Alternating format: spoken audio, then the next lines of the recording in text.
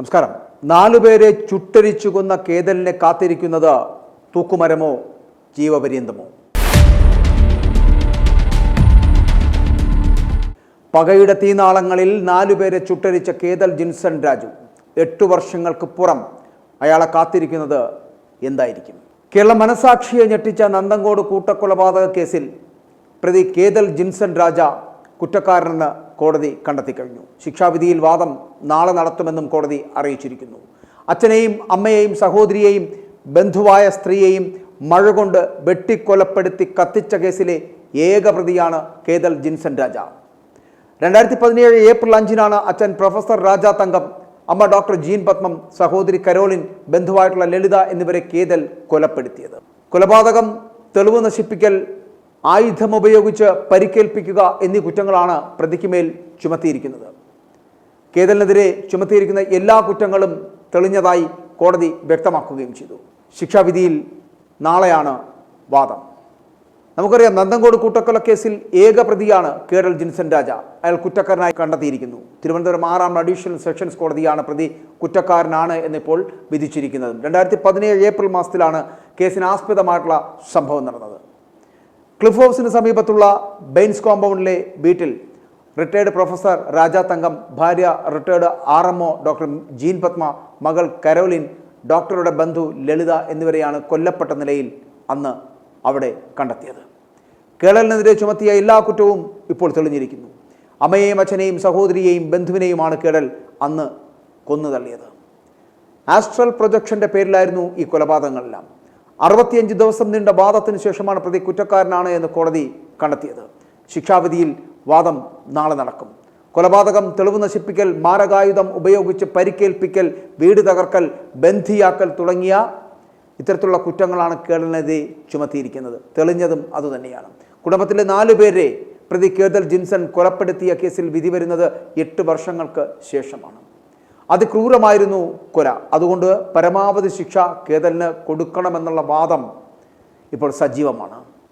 പ്രതി കേതൽ ജിൻസൺ രാജ മാതാപിതാക്കളെയും സഹോദരിയെയും ബന്ധുവിനെയും അതിദാരുണമായി കൊലപ്പെടുത്തി എന്നുള്ള കേസ് കേരളത്തെ ഞെട്ടിച്ചതാണ്.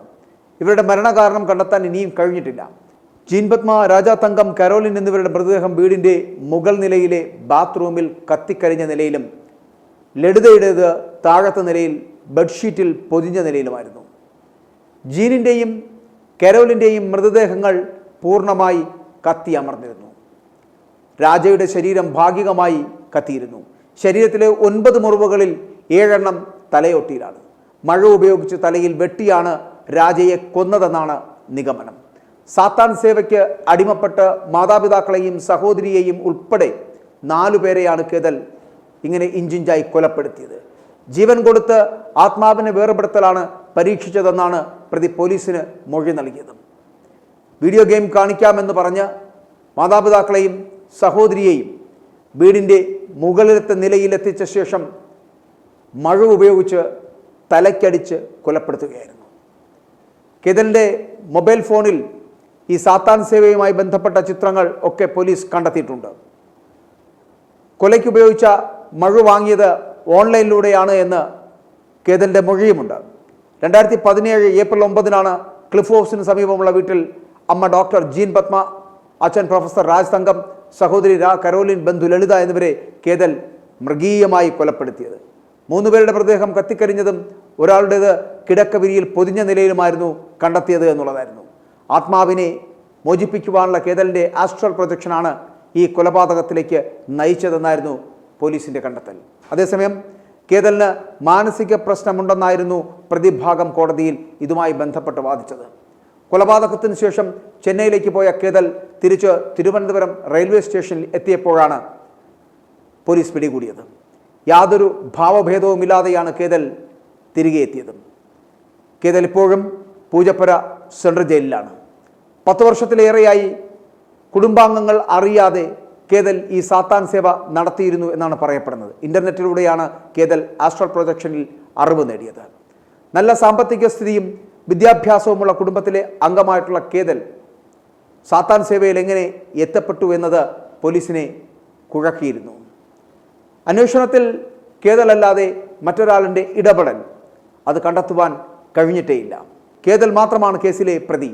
സംഭവത്തിന് ശേഷം നന്ദൻകോട്ടുള്ള വീട് ഇപ്പോഴും പൂട്ടിക്കിടക്കുകയാണ്. പൂജപ്പുര സെൻട്രൽ ജയിലിൽ പ്രവേശിപ്പിച്ച കേതലിൻ്റെ ജയിലിലെ പെരുമാറ്റവും അടിമുടി വിചിത്രമായിരുന്നു. ജയിൽവാസത്തിനിടെ കേതൽ സഹതടവുകാരനെ ആക്രമിച്ച സംഭവമടക്കമുണ്ടായി. ഇതോടെ ജയിലിലെ സെല്ലിൽ ഒറ്റയ്ക്കായിരുന്നു കേതലിൻ്റെ വാസം എന്ന് പറയപ്പെടുന്നത്. ഇതിനിടെ വിചാരണ നേരിടുവാനുള്ള മാനസിക ആരോഗ്യമില്ല എന്ന് മെഡിക്കൽ ബോർഡ് ശുപാർശ ചെയ്തതോടെ കൂട്ടക്കൊലക്കേസിലെ വിചാരണ ആരംഭിക്കുവാൻ ഏറെ നാൾ വൈകുകയും ചെയ്തു. ജയിലിൽ കളിയും ചിരിയുമായി കഴിഞ്ഞിരുന്ന കേതൽ ആദ്യ നാളുകളിൽ ജയിൽ ജീവനക്കാർക്കും ഒരത്ഭുതമായിരുന്നു. ജയിലിൽ വെച്ച് താൻ മാതാപിതാക്കളുമായി സംസാരിക്കാറുണ്ടായിരുന്നു എന്ന് കേതലിൻ്റെ അവകാശവാദവും ഉണ്ടായിരുന്നു. 10 വർഷത്തിലേറെ ആസ്ട്രൽ പ്രൊജക്ഷനും സാത്താൻ സേവയും പരിശീലിച്ച തനിക്ക് ആത്മാക്കളുമായി സംസാരിക്കുവാൻ കഴിയുമെന്നും ഇയാൾ അവകാശപ്പെട്ടിരുന്നു. പലപ്പോഴും കേതലിൻ്റെ വിചിത്രമായിട്ടുള്ള അവകാശവാദങ്ങളും പെരുമാറ്റവും ഈ ജയിൽ ജീവനക്കാരെ അടക്കം അമ്പരപ്പിച്ചിരുന്നു എന്നുള്ളതാണ്. പ്രതി മാനസികാരോഗ്യം വീണ്ടെടുത്തതായി മെഡിക്കൽ ബോർഡ് റിപ്പോർട്ട് നൽകിയതോടെയാണ് കഴിഞ്ഞ നവംബറിൽ നന്ദൻകോട് കൂട്ടക്കൊലക്കേസിൽ വിചാരണ എന്ന് പറയപ്പെടുന്നത് വീണ്ടും ആരംഭിച്ചത്. കേസിൻ്റെ വിചാരണയ്ക്കിടെ കേതൽ കുറ്റം നിഷേധിച്ചിരുന്നു. തനിക്ക് മാനസിക പ്രശ്നമുണ്ട് എന്നായിരുന്നു ഇയാൾ കോടതിയിലും ഇതിനോടൊപ്പം വാദിച്ചത്. ഇടയ്ക്ക് ശ്വാസകോശത്തിൽ ഭക്ഷണം കുടുങ്ങി ഗുരുതരാവസ്ഥയിലായെങ്കിലും രക്ഷപ്പെടുകയായിരുന്നു. സാത്താൻ സേവയിലൂടെ ആത്മാവിനെ മോചിപ്പിക്കൽ, അച്ഛനെയും അമ്മയെയും സഹോദരിയെയും ബന്ധുവിനെയും കൊന്നുതള്ളിയ ആസ്ട്രൽ പ്രൊജക്ഷൻ ക്രൂരത. നന്ദൻകോട് കൂട്ടക്കൊലക്കേസിൽ ഏകപ്രതി കേതൽ ജിൻസൺ കുറ്റക്കാരനാണ് എന്ന് കോടതി കണ്ടെത്തിക്കഴിഞ്ഞു. ഇനി നാളെ ശിക്ഷാവിധിയിലെ വാദം കേൾക്കൽ പൂർത്തിയാകുമ്പോൾ ജിൻസണ് പരമാവധി ശിക്ഷ നൽകുമോ എന്നതാണ് കേരളം കാത്തിരിക്കുന്നത്. തൂക്കുമരമാണോ ജീവപര്യന്തമാണോ എന്നതിനെക്കുറിച്ച് നാളെ അറിയാം. i2i News, an eye for truth. i2i News subscribe ചെയ്തിട്ടില്ലാത്തവർ ഇപ്പോൾ തന്നെ സബ്സ്ക്രൈബ് ചെയ്യുക. നോട്ടിഫിക്കേഷൻ ലഭിക്കുവാൻ ബെൽ ബട്ടണും അമർത്തുക.